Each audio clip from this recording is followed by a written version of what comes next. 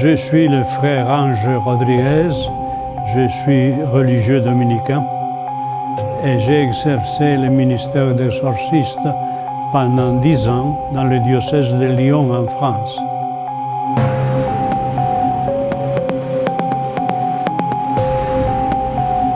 Je n'ai jamais ressenti de peur ni d'angoisse. Quand on reçoit une mission, on l'accepte.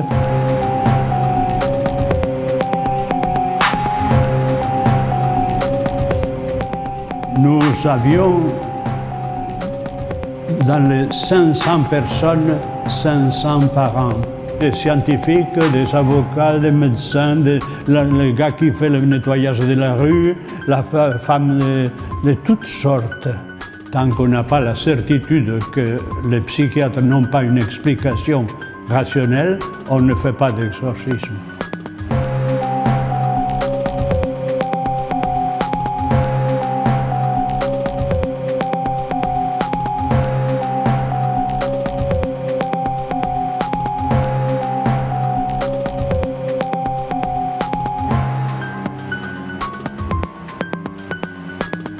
La procédure est simple parce que l'exorcisme est quelque chose de simple.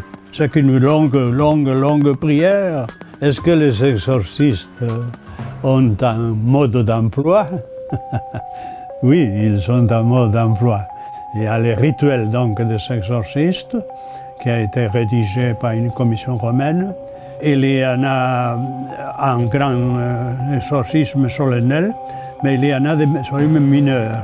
Et selon la réaction de la personne, eh bien, on augmente en intensité et dans la forme de la prière.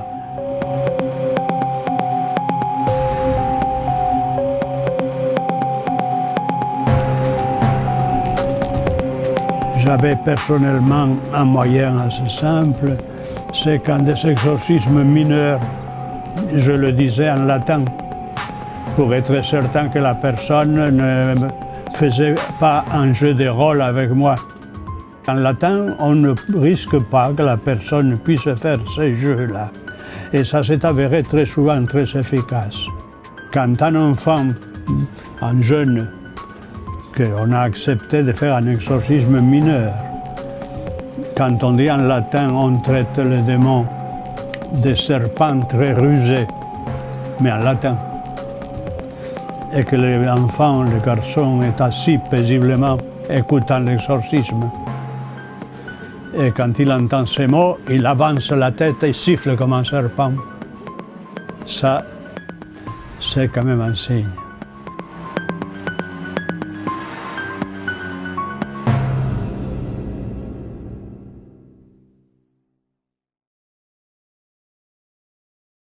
Est-ce qu'il y a augmentation des cas? Oui, sans aucun doute, sans aucun doute. Bon, quand j'ai été nommé, on n'était que 30.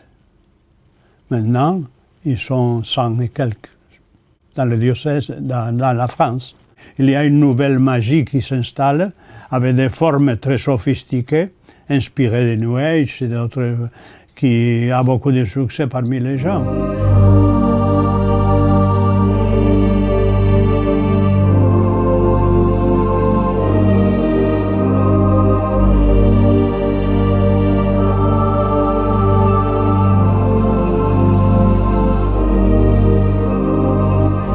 Aristote définit les esprits comme étant des intelligences pures.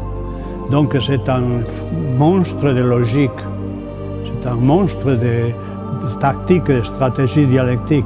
Je m'en souviendrai toujours de la première fois où un jour, j'ai eu la certitude que je l'avais en face de moi. Je l'ai vu dans les yeux de la personne. C'était une personne qui avait un mépris de Dieu comme je n'ai jamais pu imaginer. Après, par la suite, je l'ai identifié sous d'autres formes, parce qu'il prend des formes multiples. C'est un menteur, c'est un maître dans la mise en scène, dans la simulation. Je m'en souviens d'une personne une dame, elle est arrivée, elle s'est installée devant moi, assise, et immédiatement, sa tête a doublé de volume, a enflé. les yeux ont disparu presque, et elle grognait, enfin... Je me suis levé de mon siège, je lui ai dit, si tu ne sais pas faire mieux, arrête, j'en ai vu d'autres, c'est ridicule. C'est dégonflé.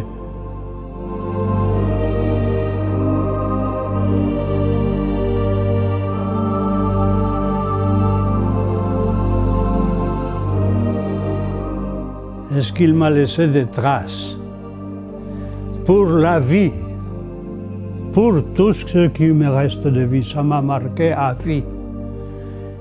J'ai développé une compassion et un amour pour les autres que je ne soupçonnais pas moi-même. J'ai rencontré les gens perdus, ce que j'ai fait des plus beaux et des meilleurs. Et bien sûr, je suis marqué pour la vie.